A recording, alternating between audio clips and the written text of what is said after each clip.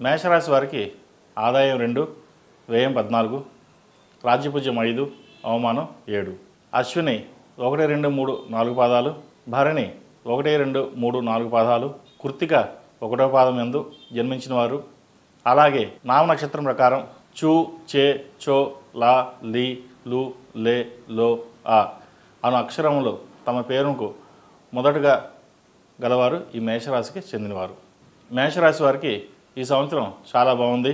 ఈ సంవత్సరం గ్రహస్థితి వ్యయంలో శని, మే 15 మిథునంలో గురు సంచారం, అలాగే మే 19 నుండి సింహంలో కేతువు, కుంభంలో రాహు సంచారం కొన్ని మంచి ఫలితాలను ఇస్తాయి, కొన్ని ఇబ్బందికరమైన ఫలితాలు కూడా సూచిస్తున్నాయి.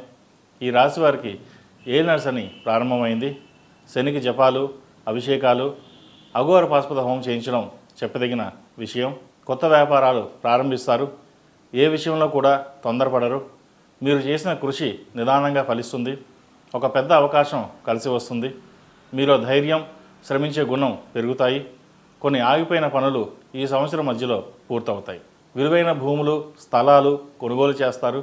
రాజీ లేని మీ భావాలు మీ పనితనానికి కొన్ని సవాళ్ళుగా ఎదురవుతాయి. వివాదాస్పద విషయాలు, కోర్టుపరమైన అంశాలు మీకు అనుకూలంగా ఉంటాయి. సంతాన పురోగతి మీకు సంతోషం కలిగించే విధంగానే ఉంటుంది. కెరియర్ పరంగా అవకాశాలు పెరుగుతాయి. ఉన్నత స్థాయికి చేరుకుంటారు. కోపాన్ని అదుపులో ఉంచుకుంటే చాలా వరకు మంచి ఫలితాలు సాధిస్తారు. ధనం అధికంగా ఖర్చు అవుతుంది. శత్రువులు అధికమవుతారు. ఉద్యోగంలో మార్పులు చోటు చేసుకుంటాయి.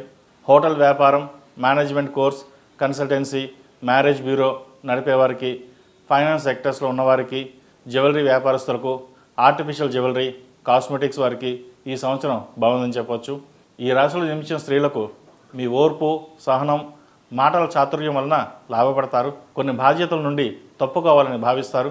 సమాజంలో గౌరవ మర్యాదలు పెరుగుతాయి. కుటుంబంలో ఐక్యత కోసం శ్రమిస్తారు.